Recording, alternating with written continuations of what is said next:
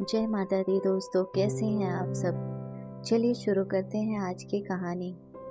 आजा मेरी हीरोइन, पिछली बार मेरा मुंह सूंघ कर स्वाद ले रही थी ना, इसलिए आज तेरे लिए अंग्रेजी लाया हूँ। आजा दो दो लगाएं, फिर चले अपनी दुनिया में।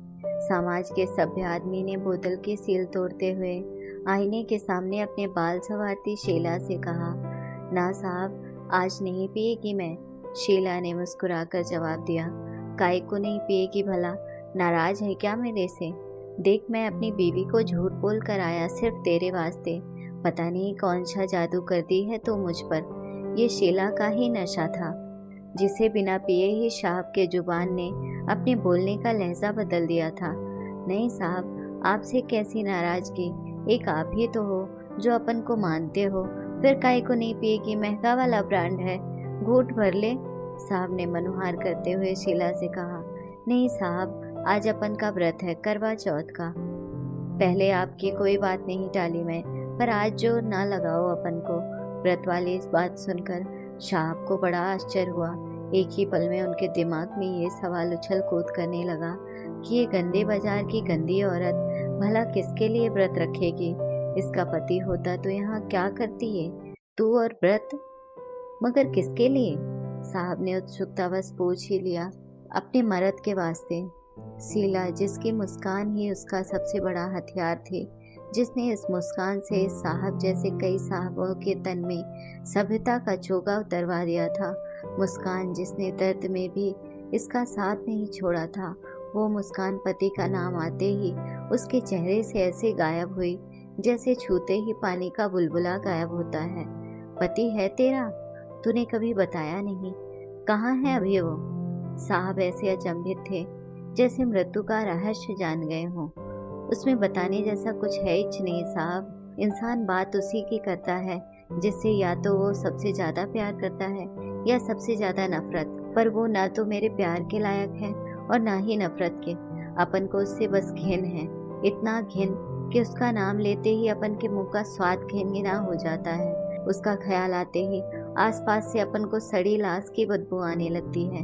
कहते हैं जब इंसान गुस्से में होता है तो उसकी आंखों में खून उतर आता है, लेकिन अभी उसकी आंखों में खून उतरने की वजह सूखा पड़ गया था।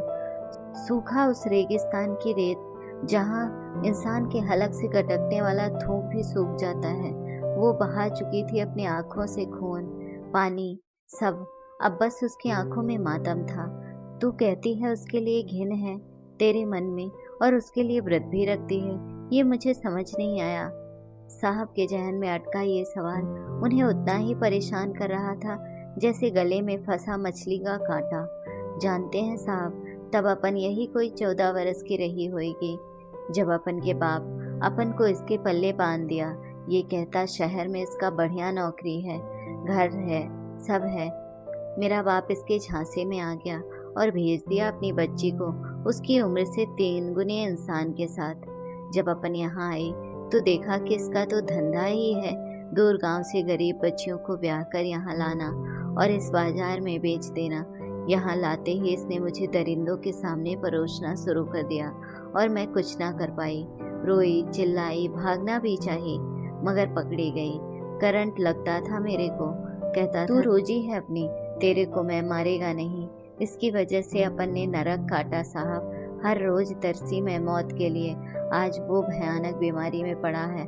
उसका पूरा जिस्म धीरे धीरे सड़ रहा है, खाट पर पड़ा रहता है गंदगी के बीच में। मैं जानती इस वक्त उसका सबसे बड़ा इच्छा होगा मौत, पर अपन चाहती है वो जिए, लंबा जिए, हर रोज मौत की भीख मांगे, मगर उसे मौत ना मिले। मैं सुनी कि ये व्रत करने से पति की उम्र लंबी होती है, इसलिए ही मैं करना चाहती हूँ ये व्रत। मैं चाहती हूँ कि जैसे अपन का जिस्म भेड़ियों ने नोचा है, वैसे ही इसका जिस्म कीड़े खाएं। कहते कहते शीला चिल्ला उठी। सालों बाद उसकी आंखों से आज पानी बरसा। साहब इतने सहम गए कि उनके हाथों से जाम छूट गया। कमरे में अब शीला की दबी हुई चीखों के अलावा कोई और आवाज न थी। साहब, जिन्हें कभी मनोहर ने ही शीला से मिलवाया था, डरे सहमे से शीला के इस अलग से रूप को एकटक देखे जा रहे थे। अगर आपको कहानी अच्छी लगी हो तो अपने दोस्तों के साथ भी शेयर कीजिए और कमेंट में ज़रूर बताइए कि कैसी लगी ये कहानी। और हाँ, चैनल को सब्सक्राइब करना ना भूलें। धन्यवाद।